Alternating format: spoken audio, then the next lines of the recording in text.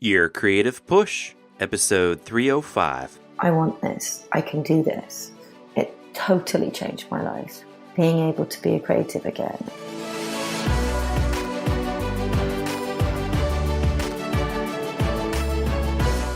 Welcome to Your Creative Push, the podcast that pushes you to pursue your creative passions. I'm your host, Youngmin Brown, and my guest today is Misled. Misled is Joanna Henly, and she is an award-winning painter and illustrator both in London and Europe. She's also a live painter and an instructor, and you probably already know her because she has a ton of followers. And she comes on the show today for a very inspiring and insightful look into what it takes to become a successful and prolific artist, even if it didn't start out that way. Jo talks about how each year of her career has been defined by something big, and she looks back to some of the highlights of her career from the 8-year gap in the start of it to workshops and working with agents. She talks about the way in which you think differently when you're teaching others and on the spot and having to move around quickly, and also the difference between teaching in person and teaching through her new books, Figure Drawing and Portrait Drawing. Jo talks about properly understanding burnout and how to deal with it, and how everything she creates starts with writing things down, even if it's a very rudimentary idea or self-coaching. She also talks about how The Artist's Way by Julia Cameron and morning journaling changed her life, and how to put yourself in a productive and positive state of mind. And finally, Jo talks about the forethought that goes into each project in terms of style and composition. This is an interview that I have been excited for a very long time. Jo is one of the first people that I reached out to when the podcast first started 3 years ago.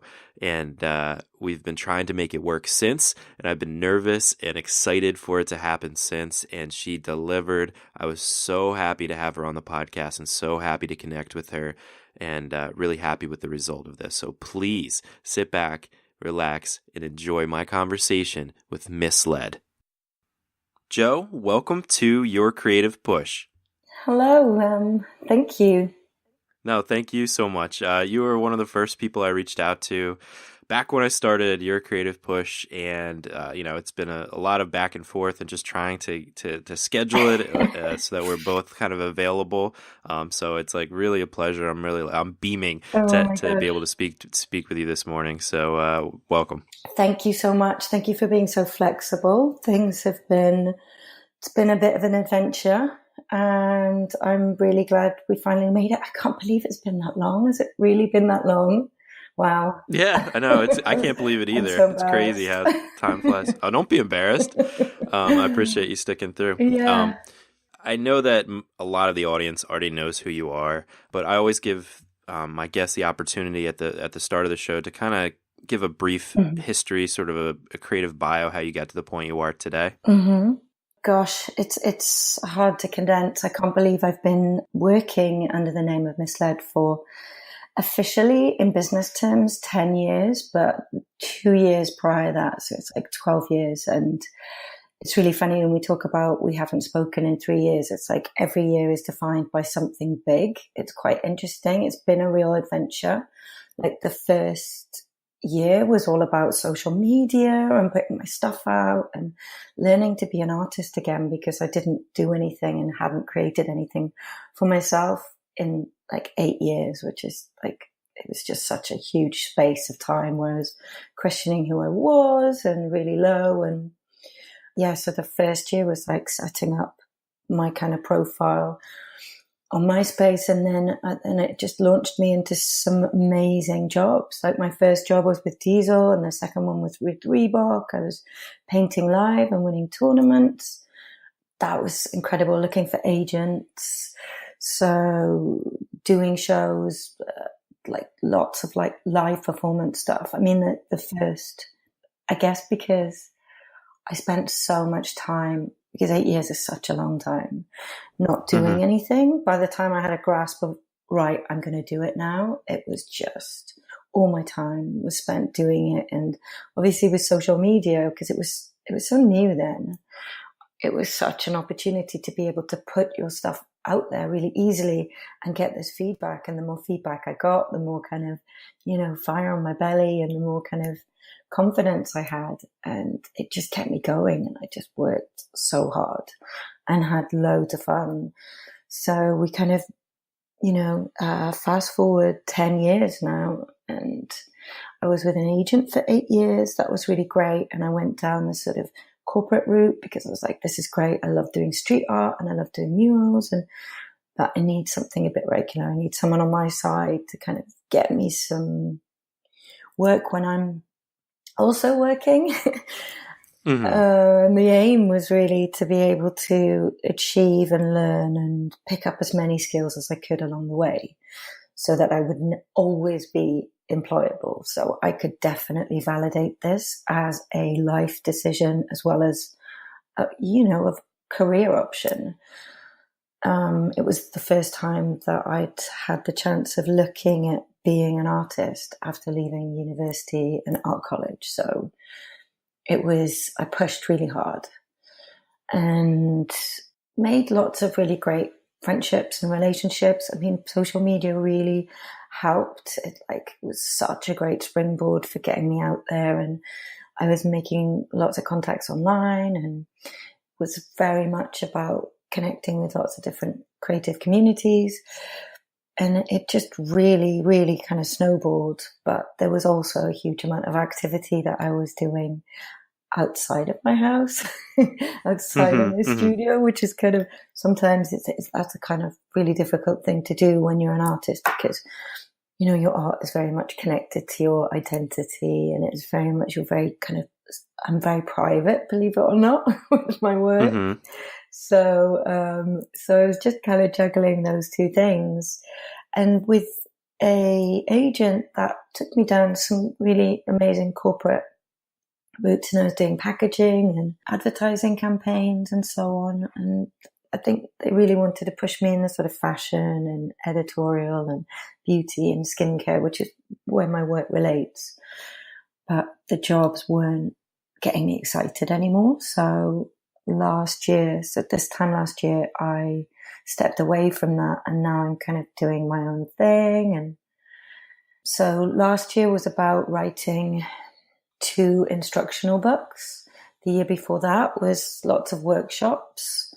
And with the workshops, that's something that, I've been teaching since pre-misled.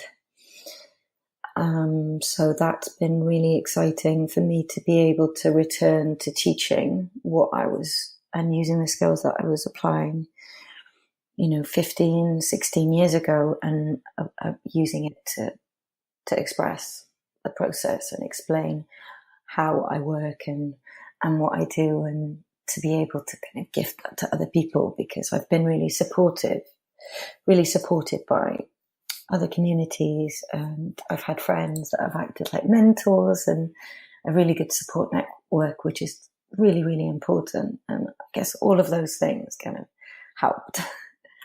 I guess that's my 0 to 1.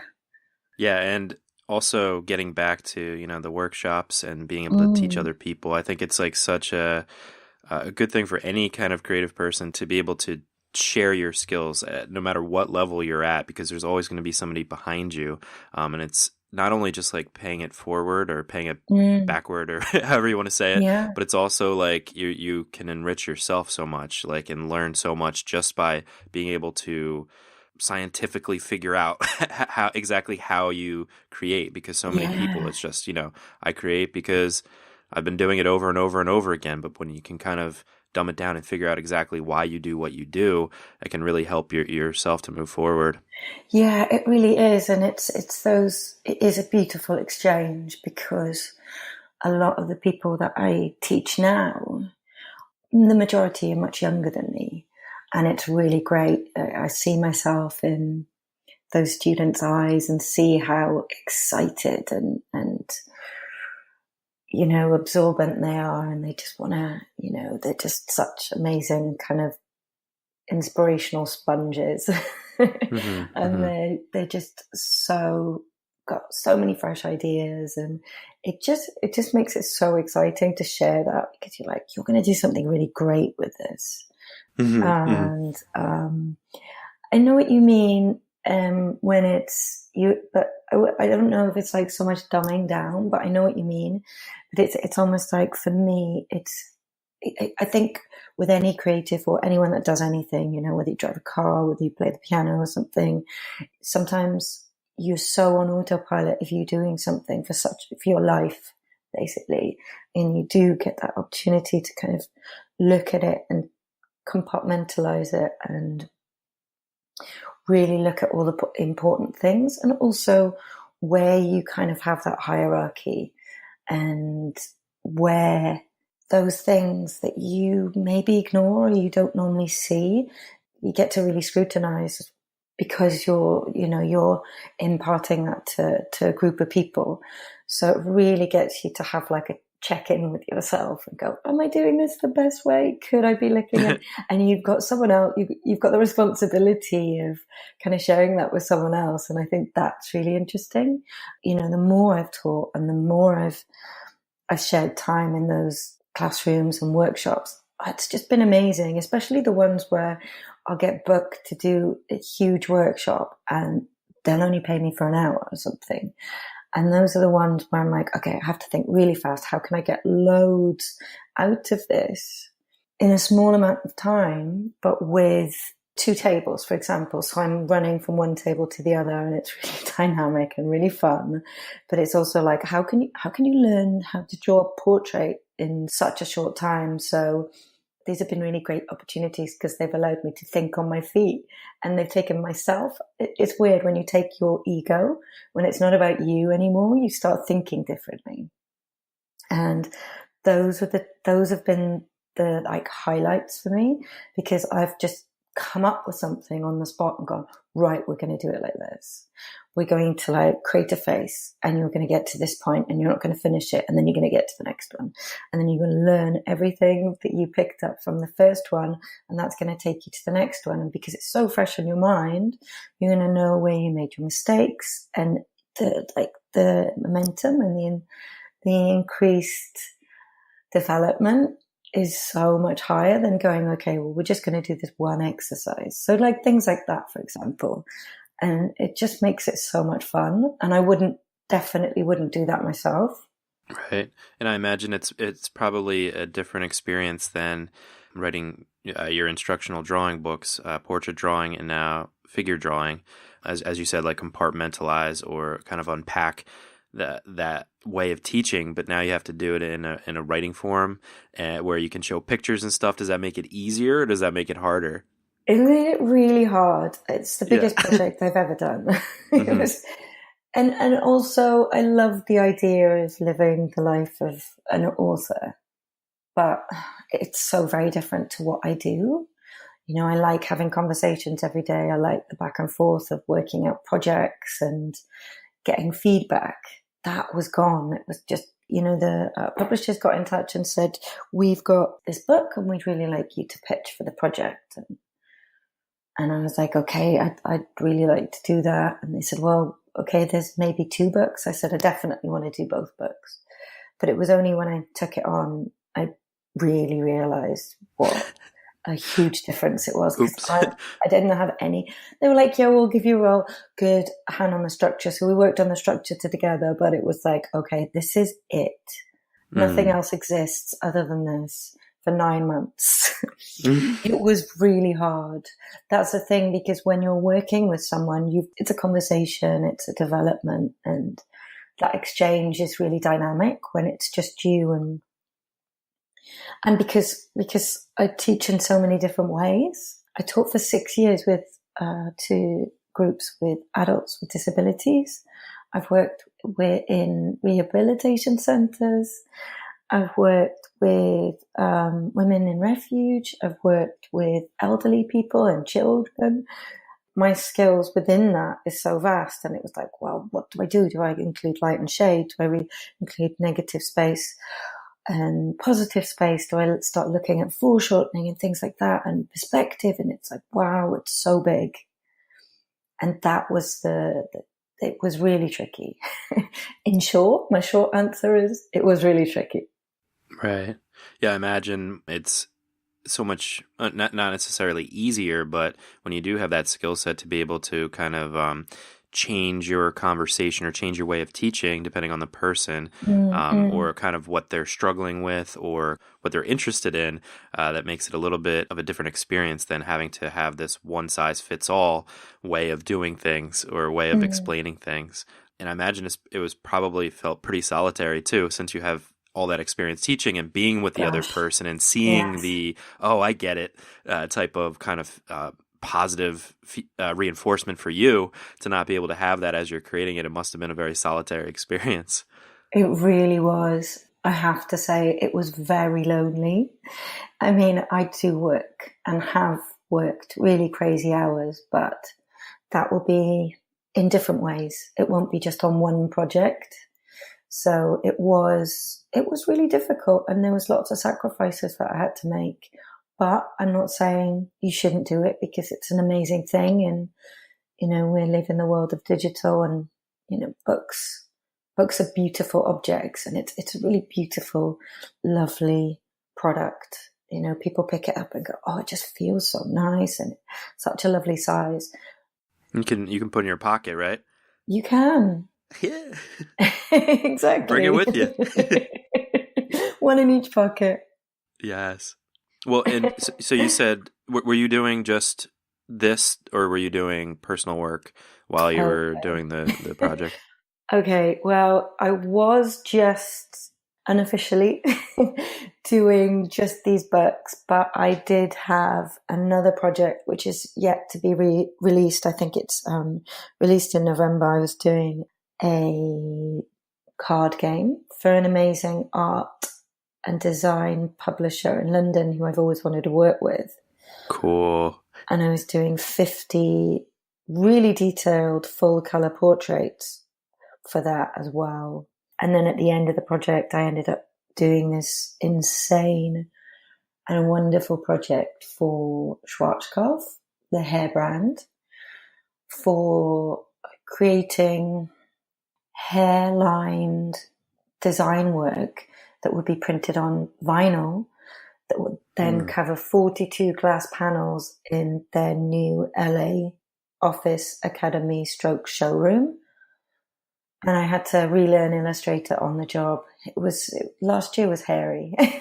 Hairy. It was like at times lonely, but sometimes really hairy. I was like constantly writing like, okay, how many faces can I draw this week? And how many backgrounds can I do if I split it up here? And if I do a half, I literally didn't have a day off for 6 weeks. I had like one day for my sister-in-law's baby shower in like 10 weeks or something ridiculous. Oh, wow. So I had no friends. My boyfriend didn't have a partner. And yeah, it was long hours. But it's kind of crazy. I don't know if it's an art kind of mentality or something to do with living in London for so long, or maybe just social media. I don't know. Maybe a mix of all of them, but it's almost like I have this sense of if I've pushed myself so hard, I'm so proud. If I'm so disciplined, because I know that I couldn't have done any more. And this sense of just achieving so much, even though it's total madness, nobody should do that much work. And I'm very lucky that the people around me are really supportive, because, not everybody else's families are going to allow you to not be present for 8 months. So, right. Yeah, it's quite interesting. I won't be doing that again. Well, I do think that you're right. I think it is a combination of, personality type or like artist type, and also living in London or living in a city. There's this really cool study I saw that shows how fast people walk and just how fast people get to things depending on where they live. Like in rural areas or the countryside, it's like very slow. People walk very slow. And then in the city, people walk very fast. They can actually calculate how many people live in a city depending on like footage of people walking and how fast they walk, at what pace they walk. They can actually accurately predict how many people are in that city. So it's like really interesting that that location really defines how fast you move and kind of your mentality about things. But then you said you won't be doing that again, and I'm sure throughout your career you've had those times where you've taken on too many things or you're just going crazy. Yeah.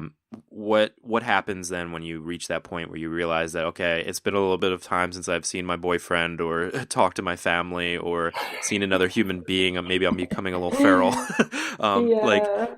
what is the advice there for when you kind of reach that point Gosh. of, I guess, like burnout, but also just kind of like exhaustion? Yeah, I mean, I only really appreciated what burnout was properly a couple of years ago. And I don't know. I mean, I'm lucky. I live with my boyfriend, so at least he would see me every day. So Yeah. that's good. And Make sure that you're still alive. You exactly. That's still why I there? still Okay. yeah. And my family live in another country anyway. They live in Wales, so I was Hmm. living both live in the UK. So that's what was nice in one way, is that because I'm drawing a lot of the time for the books, I love having conversations with people when I'm drawing. So that, but when you have burnout, I think you just need to just tell people. I think something that I've learned through my career and through life is just to talk to people, and people are there for you. And sometimes it's really difficult with friendships and work and life and how we live our lives, that sometimes we don't know how to help each other. I definitely need to say that it's really good to be vocal about these things, and really positive things come from it. I really believe that. So, and just be good to yourself, and just say, okay, I've got here because I've pushed, and I'm invested in myself. I'm invested in what I do. I believe in what I do, but you can't go all full cylinders all the time. You can't. You need to have some time out and just thank your body for going, okay, we have to stop now. And just know that it's just as simple as that. And try not to think too much about it, because you're like, I don't know, I've had burnouts where it's been like a physical, mental burnout on top of a failed project. Hmm. And that's awful. And it's almost like I can't do those kind of projects for at least a year or 2 years. And you don't realize it's like a relationship. You're so caught up in it. It's almost like you need that time away from it to look back and go, oh, okay, that happened. And I reacted this way. And, time and experience is the key to everything. And that's what's amazing about being a creative, is you're always learning, you're always progressing, you're always seeing and shaping things and communicating, and everything's progressing, and you have to allow yourself to know that and tell yourself that all the time. And it's nice with society and how we embrace failure. And I think it's a good time to be able to have those kind of conversations with ourselves and other people, and just embrace it and just listen to your body, I think. Yeah, absolutely. And when things are so busy, like you mentioned, trying to figure out how many faces I can draw or whatever. Mm. And I guess this is more of a question about style. Because Okay. like your work is like very distinctively yours, but your piece is also like very quite a bit. Some have very few details, and others have much more details, and like a lot of other things happening with them. So like how much planning goes into each one? Like, do you know exactly how much detail is going to be there, and what the finished product is going to look like? Well, that's why I really love doing illustration work. I did fine art. That was my discipline. That's what I studied in art college and university. And I love being able to kind of get into my head and create work. But what illustration has allowed me to do is to look at all the different dynamics that come with individual projects. So that could be where a wall is placed, or what it's kind of talking about, what those themes are, and how I have to work in a particular way for the surface. If I need spray paints or fat brushes, for example. So that will determine that style. And as much as I love that kind of work, say mural work and large scale stuff, that isn't as available or as I'm seen as maybe more of a portrait artist. I get loads of portrait work, but that kind of work I get to do maybe once a year or twice a year. So it's quite exciting. But I always have that, oh my gosh, how do I do it again? Because it's not something I do every day. So that for me takes a lot of time. I get quite flustered as well because it happens so infrequently. I'm kind of like, where am I now? And what do I want to say? How can I work with that? How can I collaborate with that project and do something independent to what I've done before? Because there has been that big space between them. Whereas with portraits, that's really lovely. I've got lots of resources, which are things that I found in magazines and books. And I shoot a lot of my models as well. And I keep all of those photographs. So if I know that I'm looking for a certain look or a certain mood, then I will be able to pick them out, hopefully from my library. With narrative-based stuff, that's really great because I can start pulling in different ideas and different elements.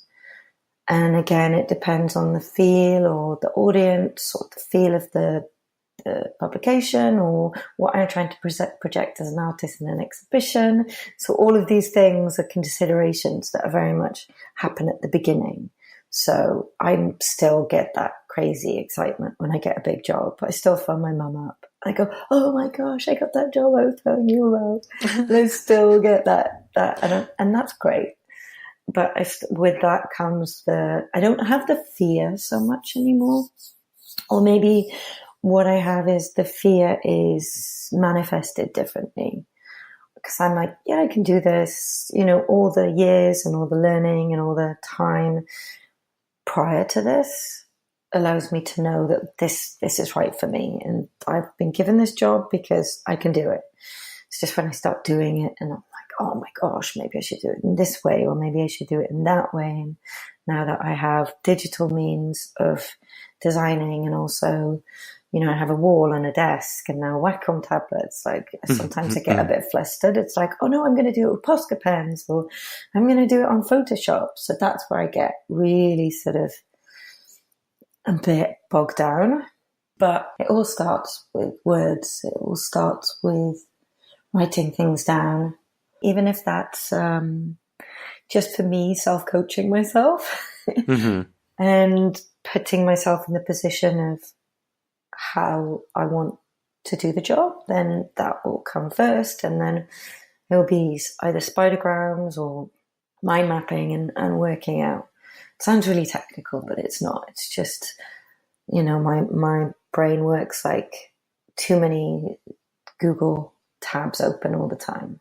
And I think, social media and online content really supports that kind of crazy sort of chaotic way of thinking and retaining information. So it's a good way for me to always put everything on paper first.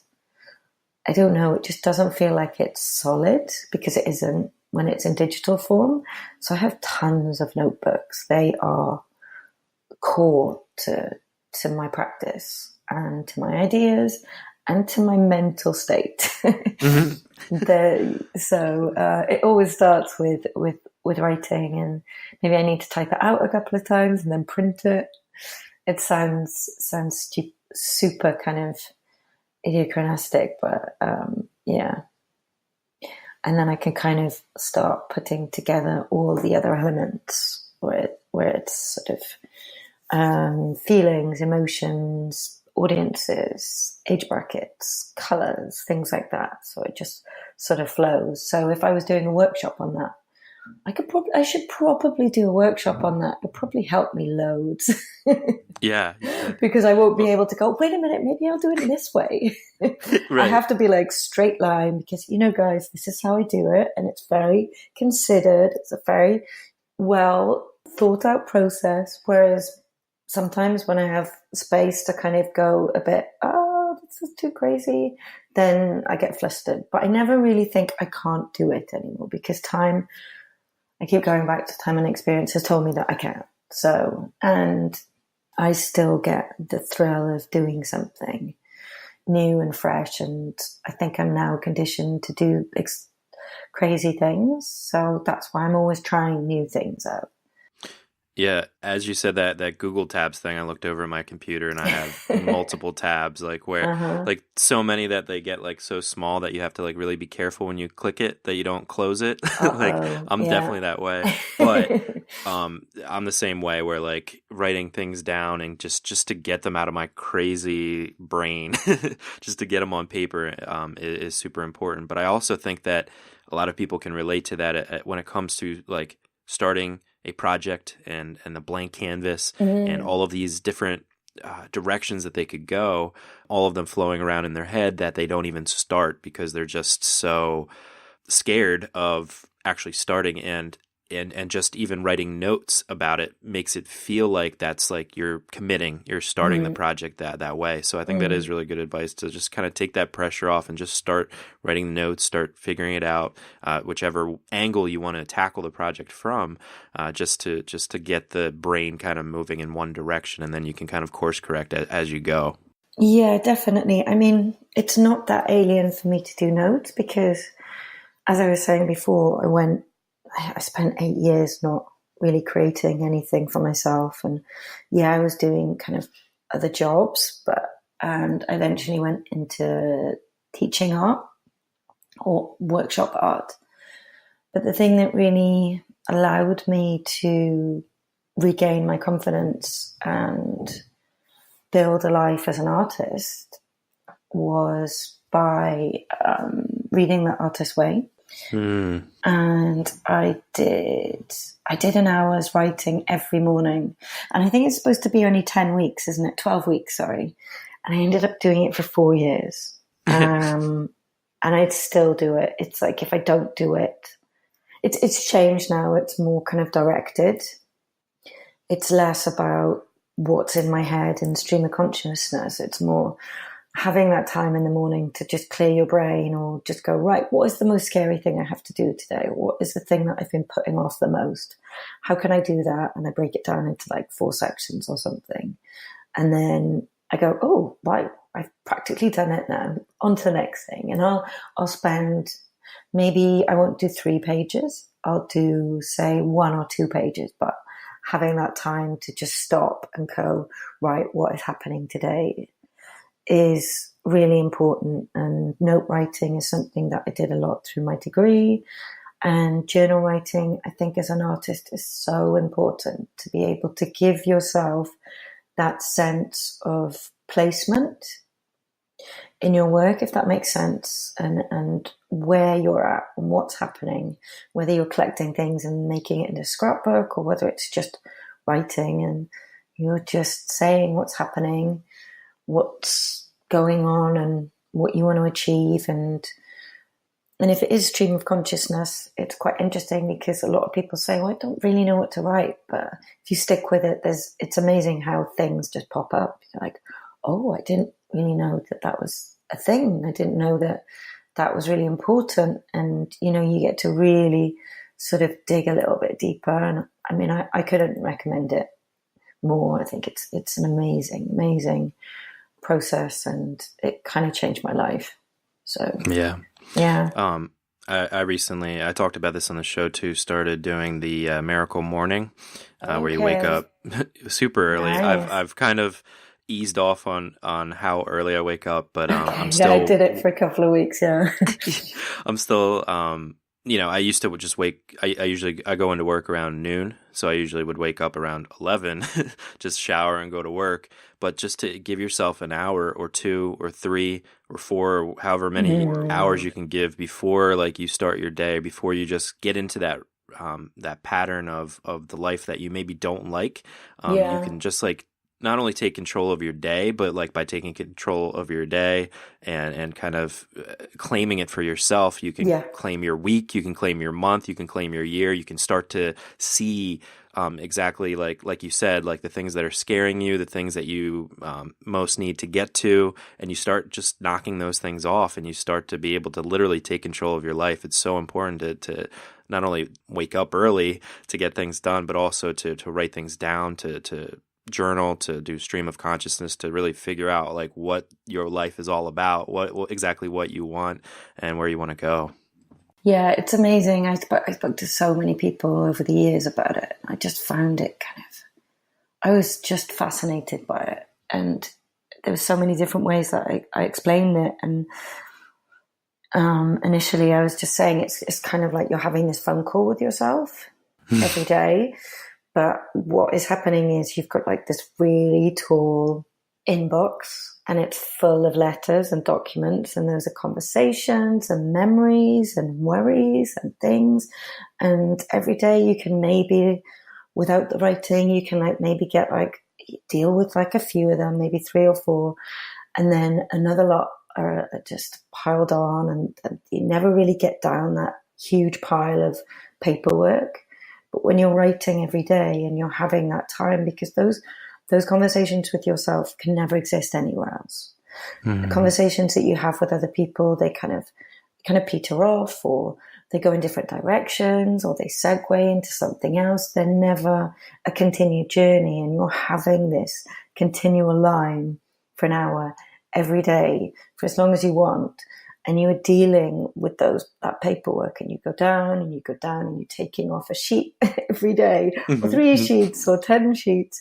And all of a sudden you don't have so many, because like a lot of those are there because of those worries and anxieties or questions or conversations that have been going on in your head. And it's just, you just get this sense of clarity. And something that I talk about and themes that I have in my work is about confidence. And I was really, really shy in university. I used to feign sickness if people asked me to read a passage. I really did. I'd run out. And then I won this award through, I didn't even know about the award that I had been entered for working for my part in community art working when I just started doing the art workshops. And I wasn't shocked. I was just so pleased, and it was something that I felt so strongly about. And I did the speech, and I was like, wow, who am I? Mm-hmm. But through working with these people, and to be able to work with people that had needs, and work with people that were really engaged and getting something really important out of what I was able to give them, gave me so much confidence. And it allowed me to see art in such a primal, lovely, pure way. And it really shaped the person that I was. And it gave me a sense of, it gave me the gift of being able to reset my ambitions and to rethink my life, basically, because I was saying at the time, I was like, confidence isn't what, you don't just have it or you don't have it. It's about the things that are around you. It's about the environments that you find yourself in, and the situations that you allow yourself to get in. You know, you need to be aware of that. And I was really passionate and talking about it a lot. And I remember going in to pick up some artwork that I was having printed in this amazing gallery in London. And I was in one of those moods. The sun was shining. I think I'd probably written some really nice stuff in the morning. I was on top of the world. I was, like you said, you know, I had the miracle morning. So I was owning today. Today was mine. That was it. And I remember picking up my artwork and going, just being just said, this space is an amazing space. Do you know what? I think I should do my solo show here. And I'd been waiting 6 years to do it. And it just came because I was in a really good frame of mind. And I'm sure a lot of your readers will understand what I mean. But, you have to make that environment. You have to put yourself in that position. You have to know that you are that. You can do that. And it's really empowering, and it's really exciting. Something that I talk about a lot in my work. So yeah, it's really nice thinking about it again. It makes me smile lots. Good. It puts you in that state today then. Yeah, it's so important to get yourself into that mindset.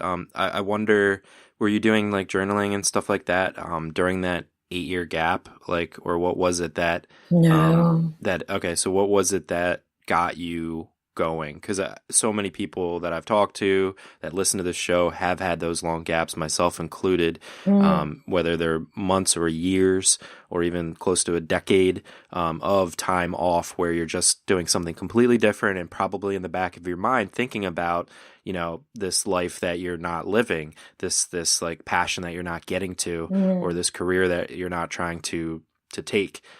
So what was it that got you back? I guess it would be fair to say, well, I found it, I really, really did hit the lowest of low. I've never, ever been that kind of low before. It really was a point of, it was a state of mind where it was like, okay, what do I have? What are my options? Who am I? And what's important to me? Because it got really bad. I didn't know what to identify myself as. You know, I thought I was going to be an artist from before I can even remember, maybe 3 or something ridiculous, even though I didn't even know what that meant, really. I just knew that's what I did and that's what I was good at and that was my thing. And like after total, like, okay, I need to quit my job, I need to sort my life out, or this is going to be really terrible kind of state of mind. I can't ignore this anymore. I said that the two most important things that were important to me in life were people and art. And I was really lucky. I got one of those free magazines you get at the Tube, and it's weird. It's a lot of what you're reading in the morning pages as well. Is like as soon as you know what you're looking for, you'll find it. You just need to be open to it. And I was at such a miserable state, and there was nothing else. It was black cloud everywhere. And I literally found this course, which I applied for. And yeah, I did a course which was called Public Art. And it had 2 strands. One was art in the community, so working with different community groups. And the other one was to learn how to make big installations in public spaces. And this was at a university, or? It was at college, yeah. It was like at college. So I went back to do that for a couple of years. Okay. And that really, really helped. And I think that was, that was it, really. I mean, I couldn't do the work that I was doing anymore, the work that I didn't have any groundbreaking skills. I didn't have any work skills leaving my fine art course. Nothing vocational was passed by me. So it was very much kind of picking things up, like, you know, administrative work and things like that, and shop work and things where I had too much time to think about what I should be doing, you know? Mm-hmm, mm-hmm.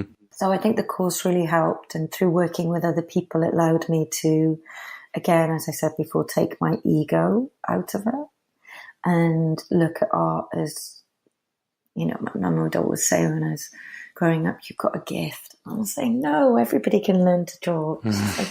But I did. I felt like I had a gift to give to people. And that really shaped how I saw what I was going to do and how I was going to do it. And I saw it as a service and something that I was proud of. And it gave me more of a force and more of a passion for it.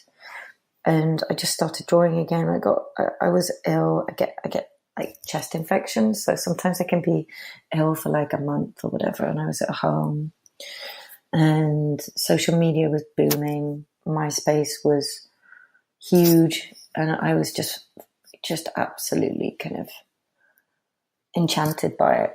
And I was like, all these amazing subjects, all these amazing portraits to draw, and I'd get in touch with people, and I started my portrait project, and everything. The rest is history, really.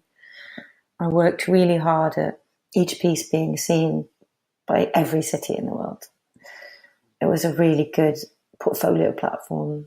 You could just put your HTML code on people's profiles, and I remember the last one I did, I spent 6 hours just shooting it out everywhere.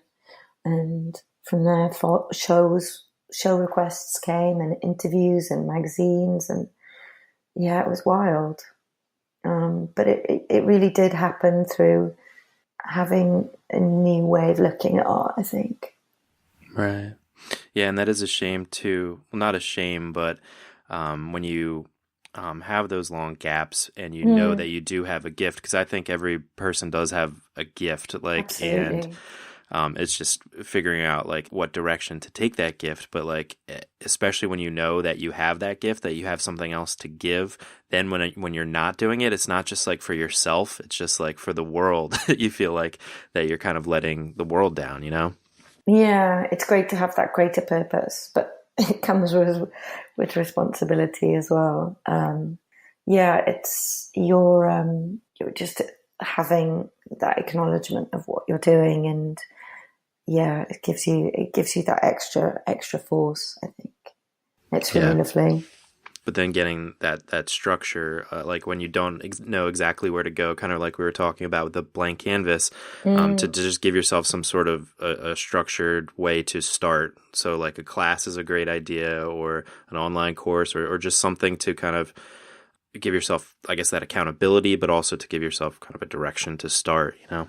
But also knowing that it can be really playful. I mean, I've just been commissioned to do 2 projects, and because I've been doing the books, and because I've just been doing so much admin and writing, and I feel like I've been doing more sort of that kind of work than drawing. I am so at a block with these works, these commissions, and I'm thinking, well, how am I going to do it? I've got lots of pieces of paper, and I've just started drawing, like on my iPad, just things that the elements until it clicks. So it's almost what's really nice for me with digital platforms or digital software is that I don't really need to know what the final piece has to be. I just have to start. And I think that's so important. I think there's so much pressure, especially when I was reading something online, and I mean it's kind of common sense, but it's so funny how the idea of having, social media is a platform for your portfolio. It's a platform for your polished, finished stuff. And no one gets to see all the mistakes and the marks and how many pieces of paper you've got rolled up in a bin. I've done that a bit, but I get, yeah, it's a different kind of process, and it's kind of personal as well. But it can take me like 5 or 6 attempts to get the face right, or I'll do what I do in my class, I'll do so much, and then I'm like, nope, start another one. And then it's just it's so dense, and it takes time. And, even if I haven't been drawing for a couple of weeks, I have to remind myself, okay, you can draw. Come on now, Joanna, you can do this. Because it is tough, sometimes you've got it, and it comes straight away, and then other times you just really have to work at it. And that doesn't change. And I'm really sort of stuck on what I want to do at the moment. So as I was saying, I'm just slowly looking at pieces because I really want to get into wallpaper design and things that relate to my work now that I'm branching out and doing my own stuff without an agent. I'm thinking of the things that just keeping it simple, because in the first 10 years, it's been like, I can do this, I can do that, and just catching all the balls. And that's kind of how it should be. But now I'm kind of midterm career. I'm like, okay, I need to bring it in, be more calm, be more considered, and think about, reducing it a bit and kind of going, okay, I want these 2 elements to happen, and it's botanical and figurative. And it's a really simple way of starting. So breaking that down is really good as well, but also playing a lot within that and looking at that works for me, even though it's simple, because that can work on beauty packaging, that can work on wallpaper, that can work on editorial, all sorts, everything really. So it's good to stick to that for me right now. But I think starting small and then letting it develop, or having lots of different pieces of paper, scanning it in and playing with it, rather than knowing what it's going to look like, before you've started. I think that's a big mountain to climb, and nobody should be expected to do that unless you're a natural, and that's fine. Right. It's the way you work, but it's beyond me. Right. Well, and then you talked about before about how each year has kind of been defined by one particular thing or one direction that you're going. Is that like a predefined thing, like where you define what it's going to be like? It's definitely not a predefined thing. It just happens that way. I think if I sort of sit back and allow, like, I remember saying one year it was all workshops. And I think that's what happens, especially with, I keep saying the word social media, sorry, but it's so omnipresent. It's so there. Oh yeah, it's life. Yeah. So it's really hard to not do something on social media or talk about you're doing something on social media where people go, oh, you're the workshop girl, or you're the portrait artist, or you do murals. I mean, it doesn't work that way with murals because they're kind of few and far between, unless I did murals every day, obviously. But I think unless I'm working really hard at creating something else, then I find that there's a long space of time, which generally works about a year, for me to be kind of engaging with that kind of work. Yeah, it's quite interesting that the year I was moving away from my agency, I had 4 redefiningly huge projects all at once. Mm-hmm. And yeah, it's there's no rule or reason or any kind of set way. It just kind of works like that. And I think, there is a pathway. I don't believe the books would have happened if I hadn't have brought out an instructional tutorial 2-hour video of me creating figurative drawing work. That it all happens in for a reason. So if I need to be doing more mural work, or if I want to be doing wallpaper design, then I need to do it myself. And I need to go out and I need to find that stuff. But if I'm happy to let the clients contact me and get that kind of work, then that's also fine. I think also when you have an agent, it's very, depending on your agent. I mean, with mine, they definitely were happy to have my work in one direction. I didn't really step out of that. Right. It makes it easier for them. Well, and, It does, you even said before that your agents were, pushing you to go in a certain direction. Yeah. And I think when you have somebody pushing you to go in one direction, that's not good necessarily for you, because you don't want to be pushed. You want to be pushing yourself in whatever direction you want to go. So that always makes things more difficult. Yeah. And you said something about style earlier, and that's something that I've, like I remember when my mum was talking to me about it when I started out, and everything was just so laboured and very, very detailed. And if you look at my work now, some stuff is really densely coloured and shaded, and other pieces are more sort of vector and flat and clean and more economical. And that comes a lot with being really smart with where I spend my time. If I want to work with, say, a charity and they have a limited fund, then I will try and find a really super cool way of working on those portraits, for example, that's relevant to the collaboration. But also I'm kind of trying something new, which is kind of economical, but also like really fun and really relevant. Whereas if I'm doing a personal, like I've been commissioned to do these amazing portraits from different clients. The latest client is in Hong Kong, and they'll be sort of, I think they're like 8 foot by 5 foot portraits. And that's something that will take months of work, and because it will be something that's rolled and posted, I have to think about dry materials, something that isn't going to affect the paper, something that's going to hang really well and go behind glass. So it's all those different variables that help me define what and how I will create a process to work on a piece. So it's almost kind of like putting together a jigsaw puzzle in a way. Yeah. Right, that's a very cool way to look at it. And I think, yeah, that's what all art is. It's kind of jigsawing and putting together like the puzzle of what all of your different interests and all of the different things that are going on in your life and all the things that you care about, and trying to figure a way to puzzle that together into what makes the artist that is you, the creative person that is you. It's a difficult thing to do. I think it's a lifelong puzzle. But it really is. It really is, because we're constantly changing as well. Right. It's like a 3-dimensional puzzle, like a Rubik's Cube. Yeah. You never figure yes. it out.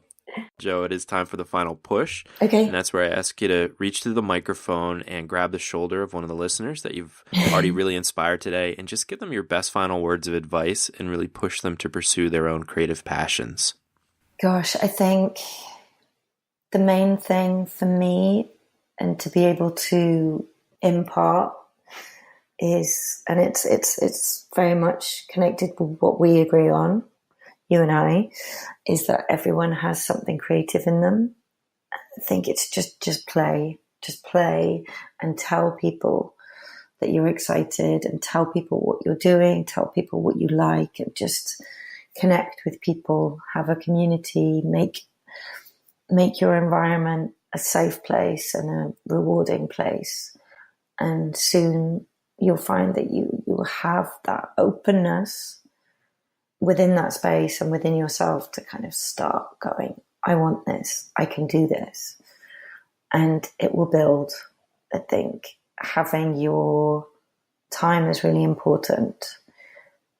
And if it's a stolen hour in the morning, then you deserve that, because that's going to be the platform for owning your time, owning your life, and being happy. It totally changed my life, being able to be a creative again. And it just is just wonderful. It just gets better. So just do it. Just do it. And buy your book. Which and buy the books, yes.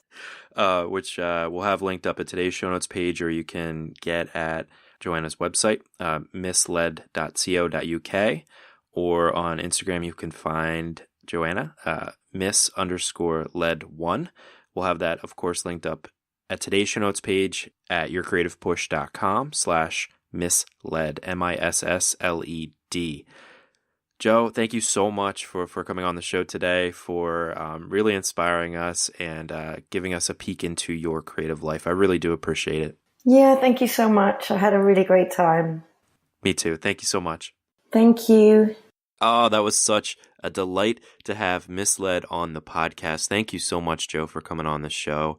So many good things that I don't want to taint with my words at the end here, but I do have to emphasize that point that she made about journaling and how important it can be and how much it can change your life. It definitely helps me every day to be able to have that kind of phone conversation like she was talking about with yourself, to be able to put down on paper or put out into the universe what you're struggling with, what your big goals are, the thing that you're most scared of getting to, or the thing that you're putting off the most, to write it down so that it's a real thing and so that you can get to it and cross it off of your list. Make it real. Put it down on paper and admit it to yourself. Have that conversation with yourself. It's not until you start fleshing it out, start putting it down, making it real, that you figure out how you're going to get to this thing instead of just pushing it off in your brain. And also, when you're doing this on a daily basis, when you're waking up, when you're having that conversation with yourself, when you're admitting to yourself what's important, you're putting yourself in a better state of mind. You're putting yourself in a more productive state of mind, a positive state of mind, so that as you're going through your day, you can recognize those opportunities and you can jump on them in a confident and positive way, like Joe was talking about. It's so important to be in that constant mindset of an artist, to live that artist's way. If you're not, opportunities will pass you by and you will see them in hindsight. Later that day, later that week, later that year, you'll see that you had an opportunity that you were either too distracted to notice or you were too unconfident to jump on. So start having those conversations with yourself. If you're not, if you are having those conversations with yourself, good job. Keep it up. Keep that momentum going so that you can crush this artist's life. On our next episode, we have Kat Rabbit. Kat is a Melbourne-based textile artist, and she makes these plush works that are all handmade without patterns, so each one is very unique, very cute, and very awesome.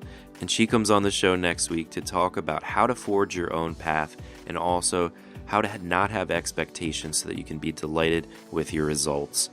If you want to find out more about Kat or check out her work, which I highly recommend you do, head to catrabbit.com.au, or on Instagram she is cat_rabbit, like the two animals, CAT_rabbit. Or you can find everywhere to find her, as well as everything we talked about today with Misled at yourcreativepush.com/305. And we'll also have links where you can get Joe's books, figure drawing, and portrait drawing. I highly recommend you check them out and pick them up. But that's all I've got for you today, so hopefully you were inspired to go and get to your creative passions, to go and get your work done. So go and get it done. And we will be here for you next week if you need that push again. I love you all. Go get some amazing work done, and we'll see you next week. Bye. Never miss a push. Head to yourcreativepush.com/subscribe to find the easiest way for you to subscribe to the podcast.